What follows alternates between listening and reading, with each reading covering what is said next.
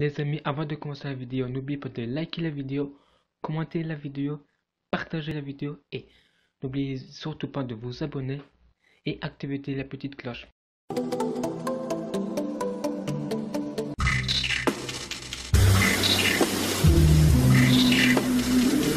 Le petit Thaddeus n'est pas vraiment né. Sous une bonne étoile, élevé, assassiné, puis ramené à la vie, sous la forme d'une créature démoniaque, avide de chair fraîche. Il meurt de nouveau, étouffé par sa mère. Depuis, il hante le sous-sol de la maison et laisse des jolies cicatrices sur le visage.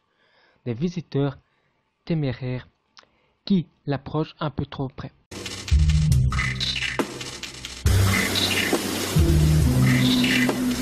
Derrière ses cheveux gras et ses faux airs de concubin, Tad dissimule un passé trouble, tueur de masse, violeur et pyronome. Et de ces heures perdues, les jeunes hommes tentent de se rejeter une conscience post-martaine pour les beaux yeux de Violette. Mais malgré ses ambitions chevaleresques, ses vieux démons et de son goût prononcé pour des combinaisons en latex reprennent immédiatement le dessus.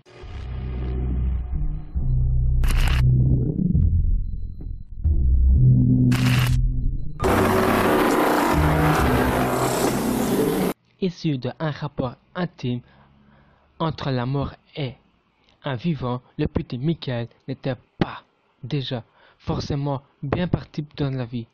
Et même s'il est très mignon avec des jolies bouclettes blondes et sa bouille d'ange, on est beaucoup moins fan de ce tendre et assassine les babysitters de sa propriété, qui dessine sa naissance comme l'éventement de l'Antichrist sur terre.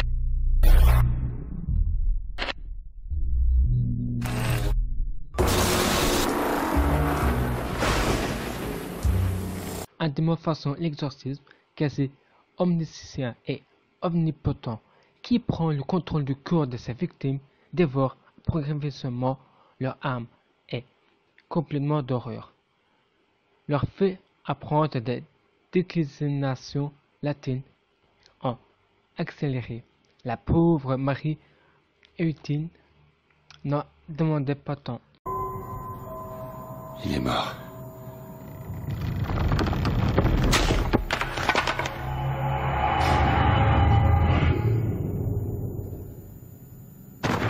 Ma sœur.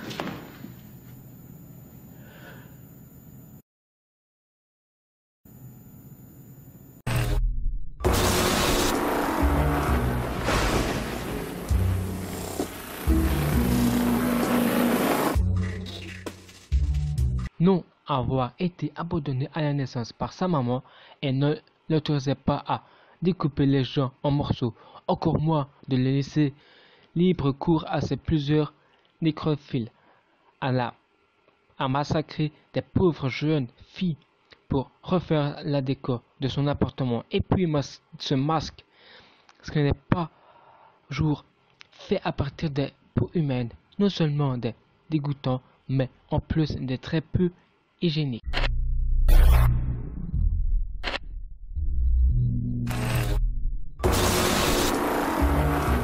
Lire la mention ancien criminel nazi sur un CV, c'est déjà bien rassurant lorsqu'on s'apprête à passer sur le billard.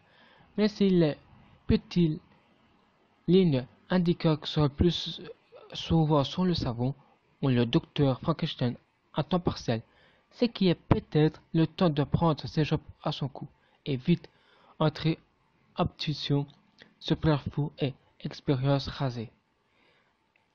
Et le docteur Arden retourné sur son sens et l'expression se faire charcuter.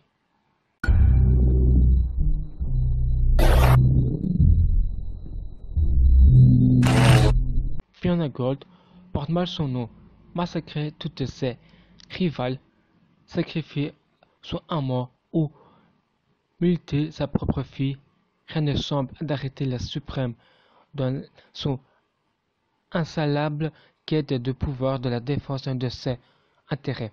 De même, lorsqu'elle semble avoir touché le fond de l'ignominie, elle pave encore de souffrance à tel point qu'elle, des mots, Vendoux refuse de participer avec elle, faute d'armes à récupérer en échange. Ça pique un peu quand même.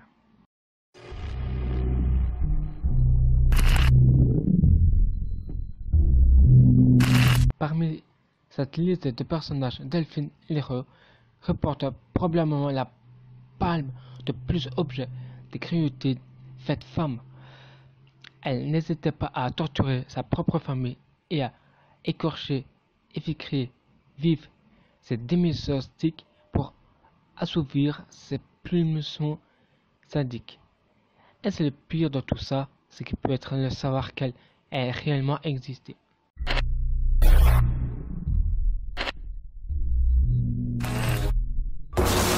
Clown, on ne sait pas bien ce qu'il fait le plus. Ainsi, on peut être fâcheuse tendance de kidnapper des enfants et des autres et à massacrer toutes les personnes qui se mettent en travers de sa route. Et même si tout de suite n'était pas forcément un mauvais bouche à l'oreille. À l'origine, sa nouvelle vocation se rend tout le monde un peu moins sympathique. Who are you?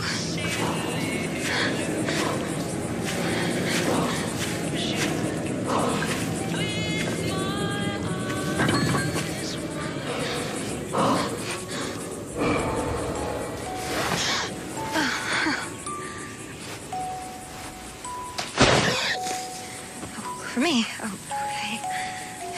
Thank you.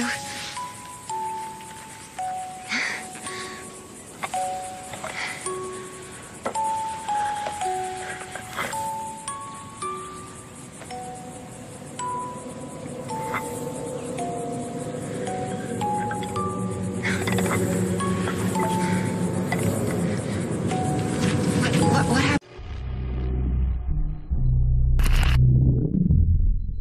À la différence de son précédateur des modèles tissus, il avait au moins l'excuse d'être un peu simple et d'avoir été persécuté dans toute sa vie d'autres clowns maléfiques de la saison 4.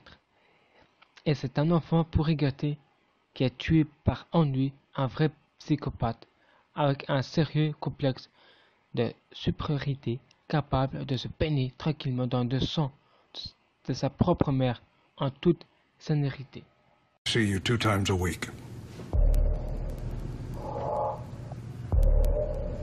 I've been reading in National Geographic about the natives of Papua New Guinea.